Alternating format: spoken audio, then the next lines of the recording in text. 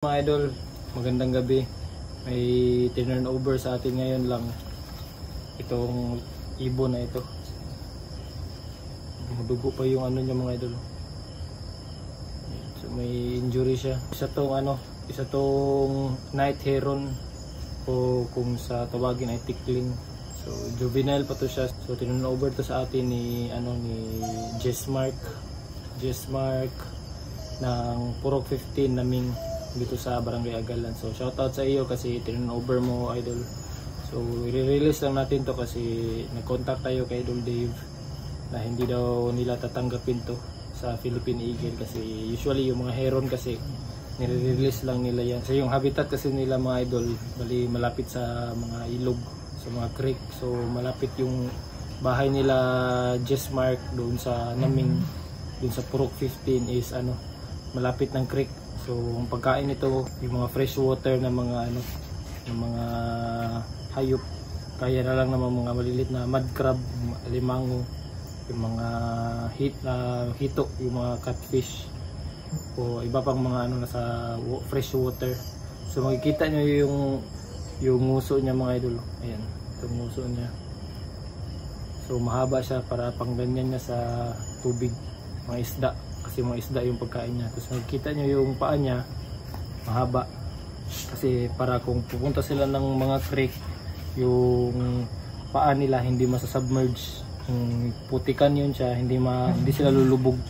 Nocturnal to sila, so kaya aktibo sila ng gabi. Kung magtatakip silim na doon na sila aktibo, maghahanap na sila ng mga pagkain nila na malapit sa creek. So kaya nakuha nila Jessmark to kasi mga around alas 6. So alas 6 nila to turn over sa atin. So sakto lang na naghahanap na to ng pagkain kasi sabi nila may kinakain na siya na alimango, yung piyo ang tawag. So fresh water na mud crab. Yun bali tumilapon daw sa atip nila sa kanilang yero. Kaya bumagsak doon tapos nasugat ito mga ito. Kita niyo yung sugat niya. So hopefully mahihil lang yan. Ibabalik natin siya sa wild. Babalik natin siya doon sa area na malapit sa ilog. So shoutout kanila Jessmark. Salamat sa pagtiwala na i-turn over to at saka i-release natin. Kasi merong spot dito malapit sa amin na walang bahay, walang tao. Tsaka medyo masukal pa. So merong mga bushes doon, yung mga tawag ng mga damo. May mga damo doon na pwede nilang tirahan sa ilalim. Tsaka tumitira din sila, nag-nest sila sa ibabaw ng kahoy. So, mahaba na siya. Lilipad na siya. So pipigilan natin mga ito.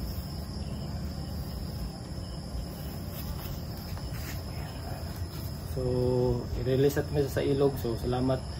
Abangan nyo yung video natin mga ito dun sa ilog. Mga idol, dito na tayo sa releasing spot natin. Dito lang din tayo nagre-release ng mga ahas mga idol yan.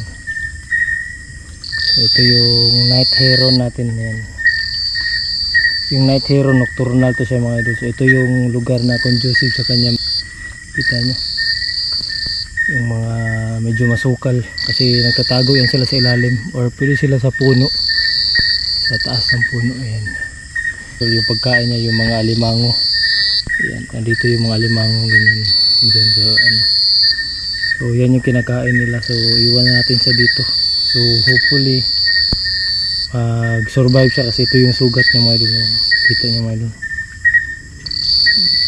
kawawa siya, may sugat siya. So iwan natin siya dito. Ayan, so medyo masukal na dito, wala nang tao dito mga idol. Tatago na siya, kita niyo mga idol. Sila din. Tatago na siya dun. Doon na siya. Medyo masukal na to dito. So, marami siyang pagkain dito.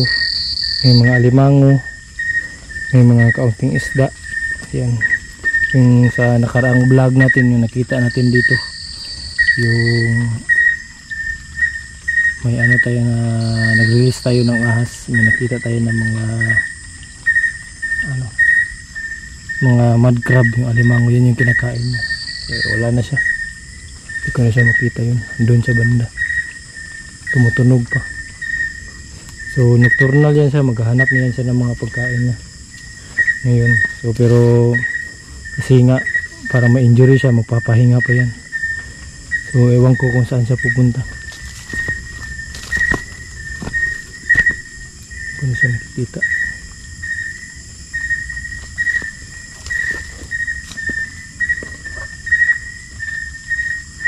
Kung siya nakikita, kandiyan siya yung mga ilalim.